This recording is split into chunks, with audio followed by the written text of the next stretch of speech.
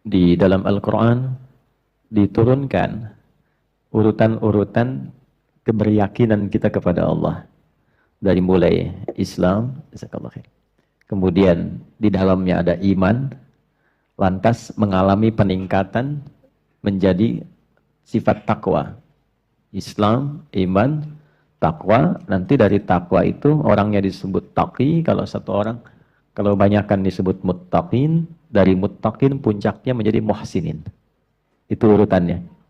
Nah, nanti dilihat sampai pagi ini kita di level yang mana. Ya, karena keripik aja ada levelnya sekarang. Ya. Nah, demikian keimanan juga seperti itu. Islam orangnya disebut muslim. Ya, cara cepatnya begitu. Kalau ada IA orangnya pasti UI. Ya. Islam orangnya muslim, iman orangnya mukmin, islah orangnya muslih, ihsan orangnya muslim, gitu ya. Itu rumus cepatnya. Ya. Saya sedang merumuskan untuk rumus belajar cepat bahasa Arab.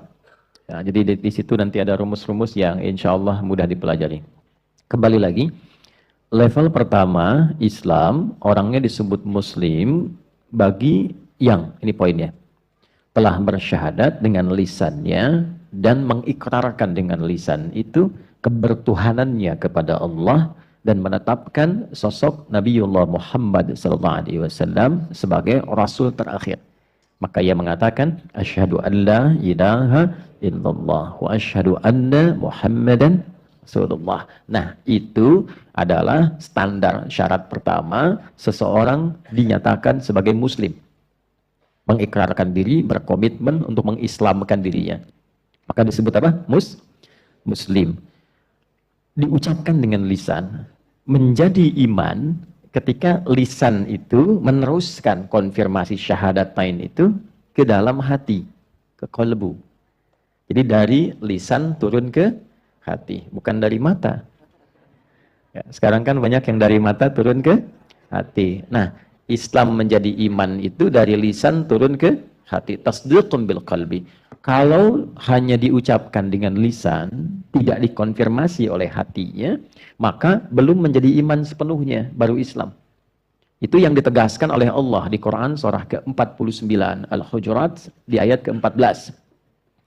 Qalatil a'rabu, ada segelintir orang-orang Arab Badui mendatangi Nabi SAW dan mengatakan, amanna, kami telah beriman.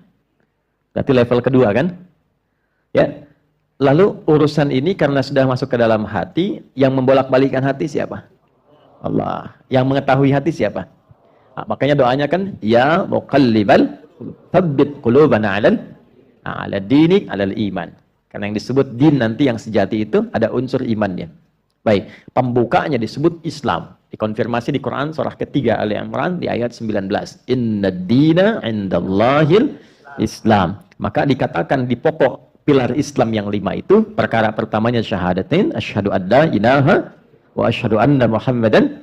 Nah, pilar ini kalau ingin kokoh, mesti dinaikkan levelnya ke level pilar iman. Maka nanti dicek sumbernya di mana? Di hatinya. Qul lam tu'minu. Allah jawab, katakan Muhammad pada orang-orang ini yang datang kepadamu mengatakan telah beriman, lam tu'minu. Belum sampai kalian ke level iman itu. Kan? Walakin qulu aslamna. Tapi katakan kami baru mengkonfirmasikan keislaman karena baru berkata dengan lisannya. Kan? Walamma yadkhulul imanu fi qulubikum. Sementara iman yang dikatakan di lisan itu belum sampai ke hatinya. Awas, hati-hati nih. Belum sampai ke mana? Ke dalam hati. Karena nanti beda antara aktivitas lisan dengan keyakinan dan perilaku hati itu akan berbeda. Tidak sama. Saya tanya ibu, cinta di lisan dengan cinta di hati dalam mana? Jangan ketawa. Dalam yang sampai ke hati ya. Kasih sayang kepada anak itu ya dalam lisan ataukah di hati? Di hati. Karena yang kalau sudah sampai ke hati, semua organ akan dibimbing untuk berperilaku. Kasih sayang itu kalau mengalirnya dalam hati, itu mata itu menatapnya lain. Lisan akan dibimbing cara bicaranya. Tangan akan dibimbing cara berperilakunya. Kalau sudah sampai ke hati. Kalau cuma dikatakan di lisan belum ke hati, itu tandanya belum serius. Ya, ini level pertama. Rumus dalam tafsir, salah satunya ada teori begini.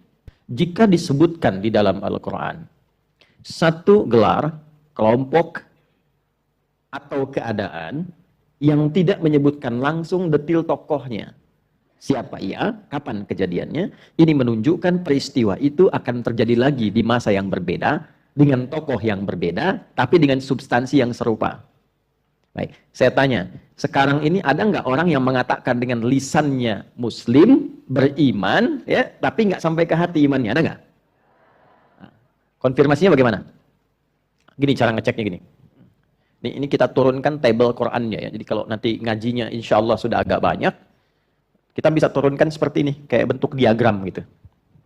Ya, kelihatan Bu ini? Ini pintar belum, belakang nganggap tuh. Berarti yang sana sudah beriman kuat sekali tuh. Islam, iman, ya, takwa, pakai Q aja lah. Kemudian ada ihsan. Ya.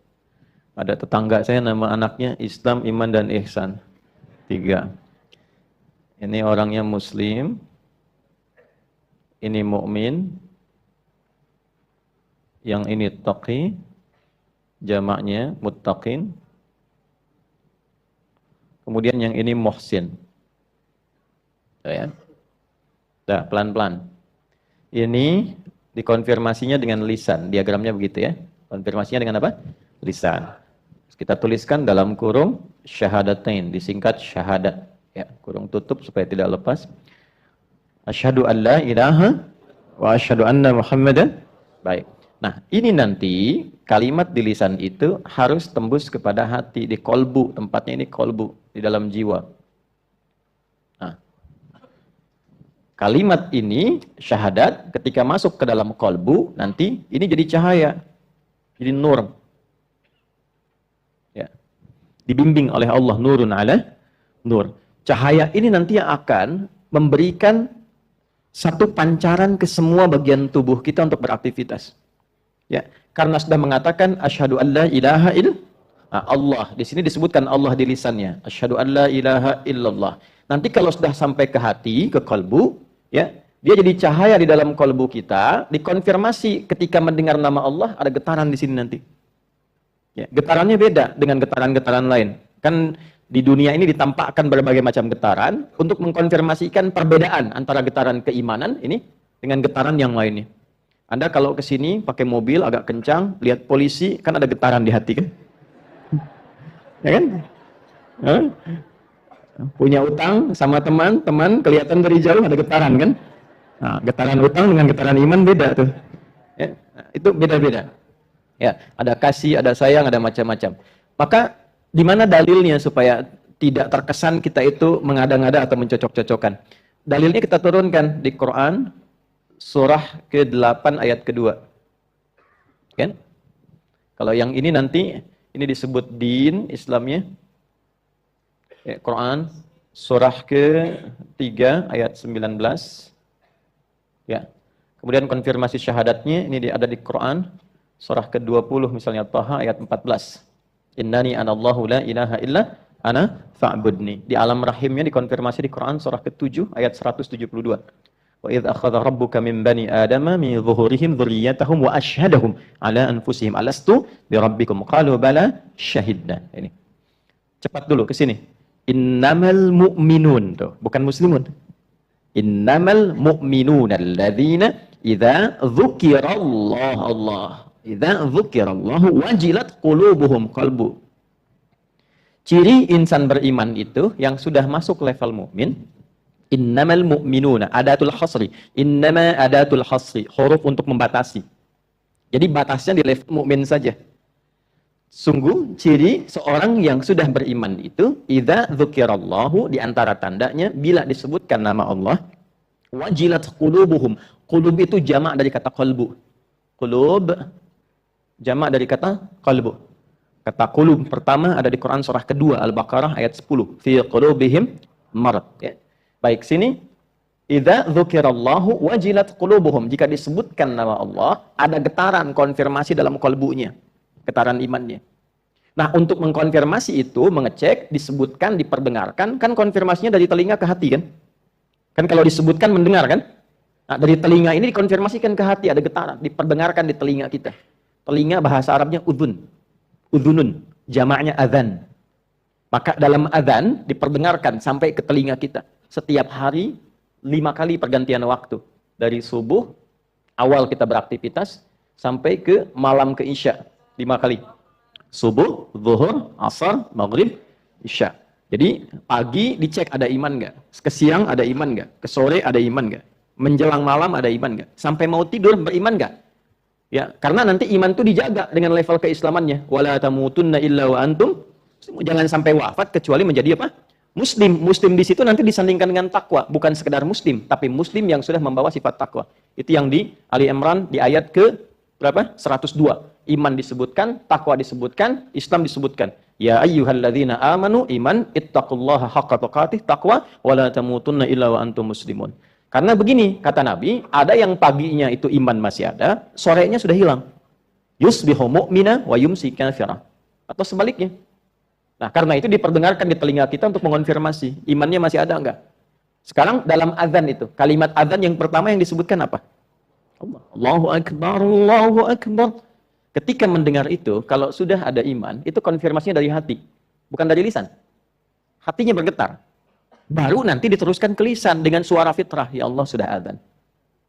Semakin kuat imannya, semakin berbeda getarannya. Jadi kalau dengar begini, Allahu Akbar, hati bergetar, lisan berkata, ya Allah sudah azan. Nah, itu adalah iman standar.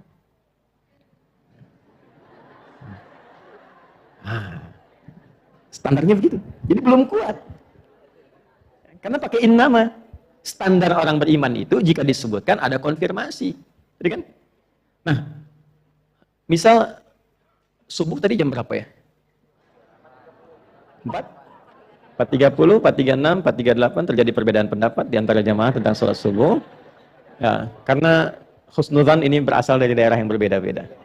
Itulah kenapa adzan itu kenapa ada perbedaan waktu di setiap tempat supaya lafaz adzan terdengar oleh semua orang di semua wilayah dan 24 jam dia terdengar tanpa berhenti. Itu rahasianya. Kenapa ada beda-beda waktu? Ini kok Bintaro beda dengan Tanah Kusir dengan Tanah Suci beda jauh, gitu kan? Dan seterusnya. Kenapa? Supaya 24 jam itu berputar terus, diperdengarkan dan iman tidak berhenti sehingga kita tidak bisa ngeles saat hari kiamat. Ya, saya tidak kenal engkau ya Allah, diperdengarkan 24 jam enggak kenal juga. Kan? Jelas sampai sini? Nah, jadi kalau kita ambil tengah-tengah lah, 4, 3, 5, kemudian diperdengarkan, Allahu Akbar, Allahu Akbar. Ada konfirmasi, ya Allah, sudah adzan. Bangun kita. Karena dengar itu. Ya, itu menjaga waktu sholat tepat pada waktunya. Quran surah kedua, ayat 238. Kita runtut dengan dalilnya.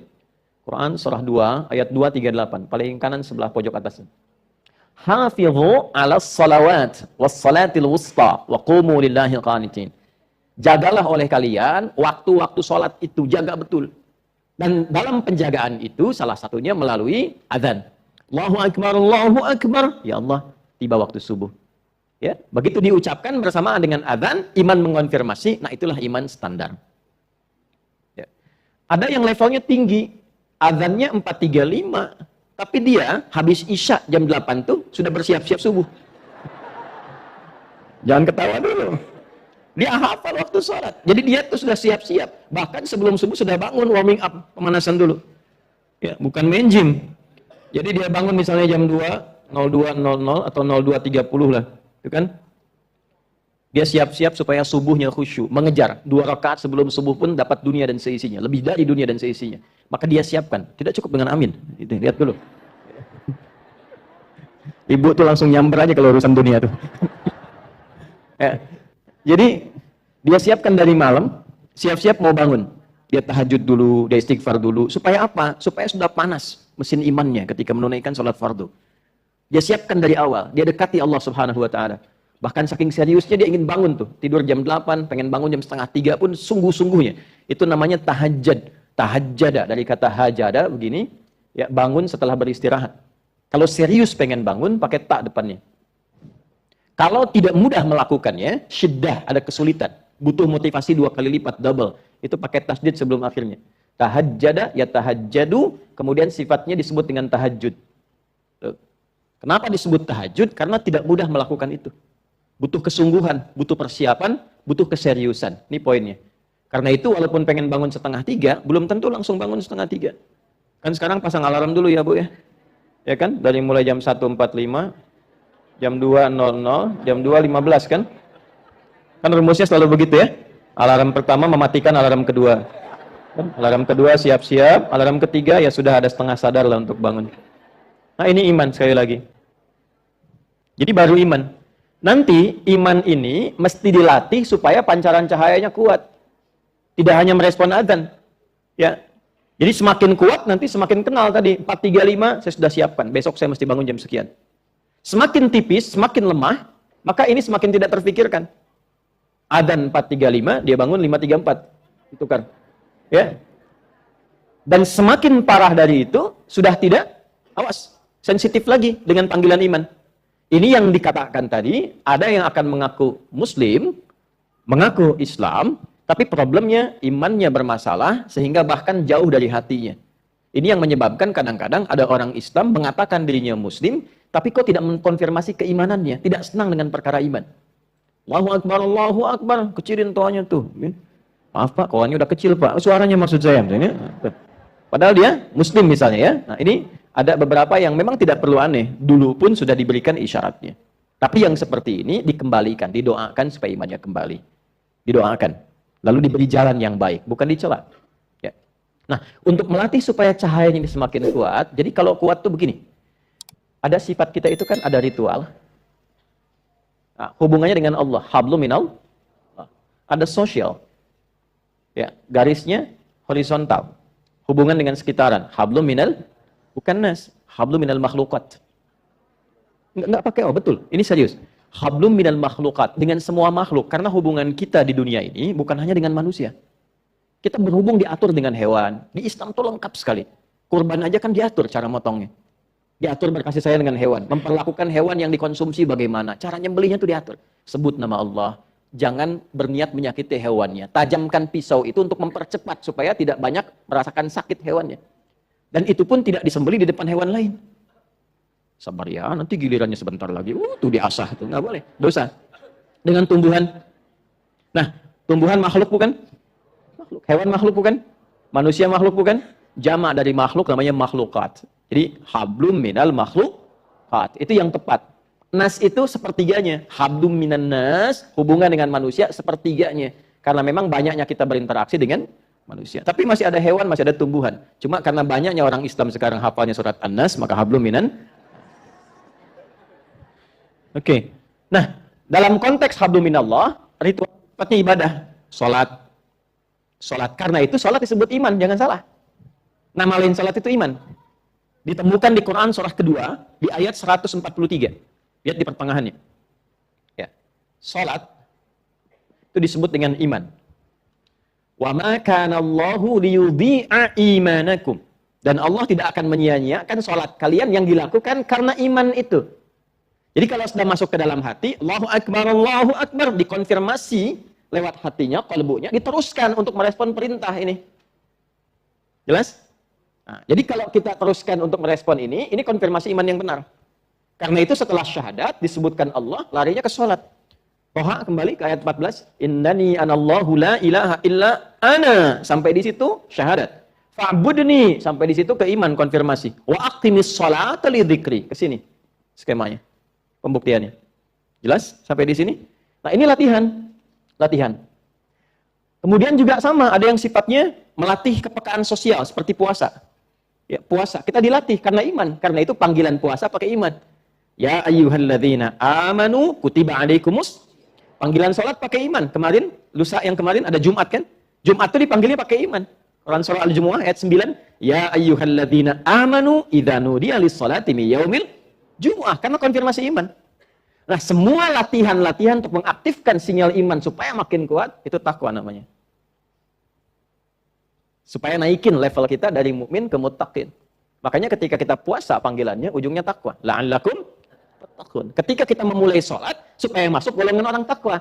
Al-Baqarah ayat 2 dan 3. Dzalikal kitabu la hudal lil Siapa mutakin itu? Ayat 3-nya. Alladzina yu'minuna iman bil ghaibi wa yuqimunas. Naik ke sini. Itu latihan. Haji, umrah. Itu skemanya untuk apa? Menaikkan level dari iman ke takwa. Ya, Al-Baqarah ayat 197. Al-hajju ashhurum ma'lumat. Faman farada fihinnal hajja. Fala rafatha wala fusuqa wala jidala fil hajj. Wa ma taf'alu min khairin ya'lamuhu Allah. Wa tazawwadu fa inna khairaz zadi takwa. Nih. Levelnya. Nanti semakin bertakwa, kenapa pentingnya takwa ini? Kalau sudah takwanya makin naik, dilatih lewat sholat, dilatih lewat puasa, dilatih lewat Quran, dilatih lewat sedekah, maka jadi sikap dalam tubuh kita. Semua tubuh kita akan dibimbing oleh cahaya iman dalam berperilaku. Contoh, kita mulai dari atas dulu ya, yang terlihat mata. Kalau pikiran kan nggak kelihatan. Ya, mata ini terlihat kan? Nah, mata yang standar itu untuk melihat. Tapi mata orang yang sudah levelnya tinggi, sifat takwanya, maka standarnya dibimbing pandangan itu oleh imannya. Jadi Al-Quran itu disebutkan imannya dulu, baru fungsi matanya. Quran surah 24, surah cahaya. Karena sudah mendapatkan cahaya, dibimbing oleh Allah, cahaya menyebar ke dalam tubuhnya. Surah 24, surah cahaya, ayat 30 untuk laki-laki, ayat 31 untuk perempuan. Semua levelnya sama di sini. Qul lil mu'minina, untuk laki-laki. Katakan, viralkan untuk pria-pria yang masih merasa punya iman. Imannya dipertaruhkan. Yaghuddu min absarihim. Perhatikan cara terjemahan tafsirnya. Imannya akan membimbing matanya untuk memandang. Yang tak layak dipandang menurut imannya, maka iman akan memberikan sinyal ke matanya. Palingkan. Itulah ghaddul basar. Untuk perempuan, ayat 31-nya, wa kullil mu'minati yaghuddna min absarihinna. Dan viralkan pada perempuan-perempuan yang merasa punya iman. Matanya akan dibimbing oleh imannya bagaimana cara memandang. Jika dikonfirmasi oleh iman tak boleh dipandang, palingkan. Makanya pandangan orang Islam yang beriman itu standarnya ini, pakai iman. Nggak semua bisa dipandang. Jadi kalau ada mengaku muslim, semua dipandang, semua dilihat, tanpa konfirmasi iman, ini tandanya iman yang diucapkan oleh lisannya belum sampai ke dalam hatinya. Ya. Maaf, misal, yang tidak boleh dilakukan itu dilatih dalam sholat kan dua. Jadi kalau orang sholatnya benar, kan sholat itu dari ujung kepala sampai ujung kaki. Ya, dipaksa kemudian untuk sujud, dari ruku, kemudian sujud, lisan berucap, semua ujung kepala sampai ujung kaki. Apa fungsinya? Membuat kita lebih baik di dua aspek ini. Lawan dari baik itu apa? Buruk. Buruk itu sumbernya dua. Satu, fahsya. Kedua, mungkar. Fahsya itu maaf, yang bersumber dari syahwat. Pornografi, porno aksi, LGBT, zina, kata-kata jorok, selingkuh, dan sebagainya. Ya, jadi nggak mungkin ada orang Islam yang beriman itu bisa melihat gambar-gambar yang mereaksi kepada syahwatnya. Ya, itu mustahil. Mustahil. Ya, jadi begitu kemudian misal lihat YouTube tuh tiba-tiba ada gambar yang tidak etis menurut imannya. Bukan menurut matanya. Karena bagi sebagian orang itu biasa-biasa saja. Tapi kata imannya itu bukan yang layak untuk dipandang. Palingkan, palingkan. Itu standar. Nah, sampai sejauh ini saya mau katakan, maksud saya ini kan baru mukaddimah, kita belum mulai, kan? Maksud saya, kita itu ngaji sudah berapa edisi sampai detik ini, levelnya ada di mana gitu. Kalau sampai level 2 saja ini sudah bagus, nggak akan ada yang korupsi. Betul. Betul. Sebab ketika melihat yang bukan haknya, itu imannya mengatakan itu bukan punya kamu. Nggak akan ada yang kehilangan sendal. Ya walaupun bagus untuk dilihat saja, tapi imannya mengatakan memang bagus, tapi bukan punya kamu. Itu poinnya. Itu baru mata. Nanti dari mata turun ke hati lagi, lisan. Ibu teh kenapa sebetulnya? Kesini kan dengan suaminya masing-masing. Dari mata turun ke lisan, Bu. Tuh. Coba apa fungsi lisan? Fungsi lisan apa? Lisan untuk bicara, untuk berkata. Tapi lihat standarnya, kalau sudah pakai iman, standarnya lain. Turun Quran surah 49, Al-Hujurat, ayat 11 sampai 12 saja, contoh saja dulu. Ya ayyuhalladzina amanu, hei pemilik iman dengan semua levelnya. Nah, terjemahan milenialnya begitu. Hei semua pemilik iman dengan segala levelnya. Karena kalau dibaca pakai nahu begini, ya harfun nida, linida'il qarib, mutawassit wal ba'id. Paham? Tidak. Yaitu huruf panggilan. Disebutkan 361 kali dalam Al-Quran. Untuk memanggil yang dekat, menunjukkan kekuatan, yang menengah atau yang jauh menunjukkan suatu yang lemah. Ayyuha disebutkan 150 kali dalam Al-Quran. Ayyunya munada berfungsi menguatkan, haknya tanbih berfungsi mengingatkan. Alladzina disebutkan 1080 kali dalam Al-Quran, isim mausul, konjungsi menunjuk objek tanpa kecuali.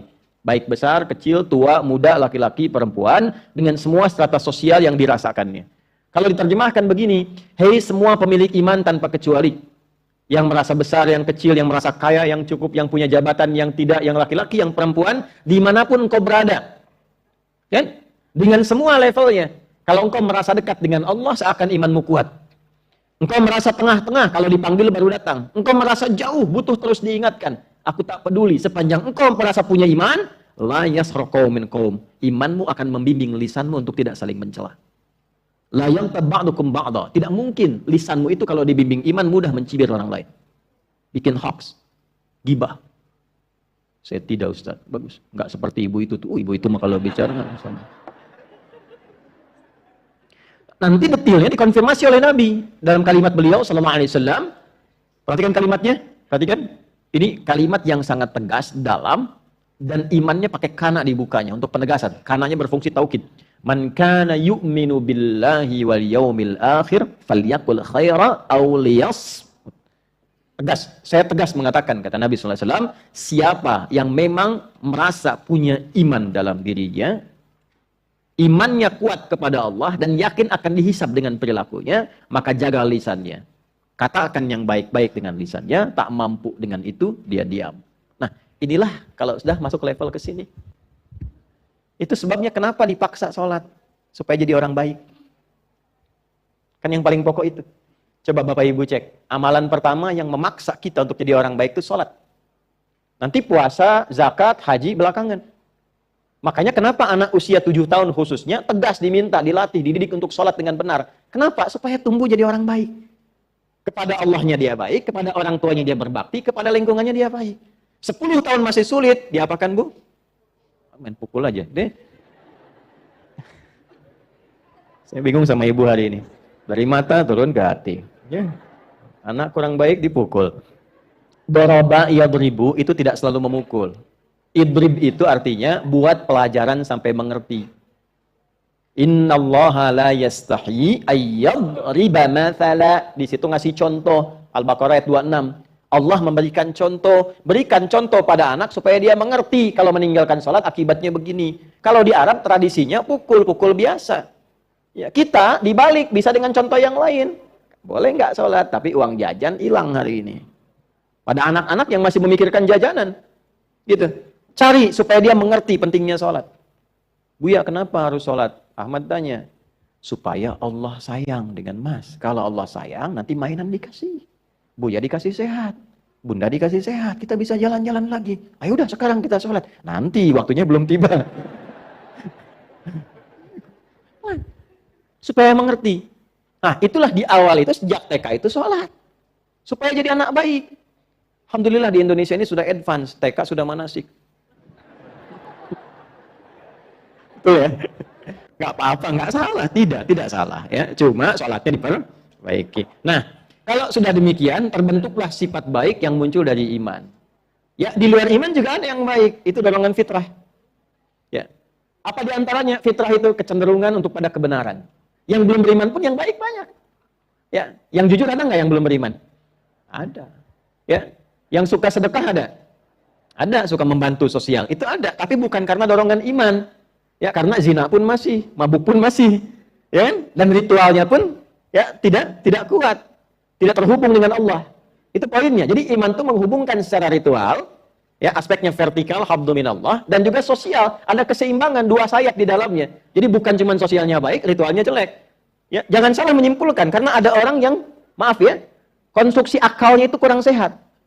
Dia mengatakan untuk berapa beriman, yang tidak beriman juga banyak yang baik. Coba dicek, baiknya itu baik sosial atau baik ritual. Kalau cuma baik sosialnya saja, tidak ritualnya, belum iman di dalamnya.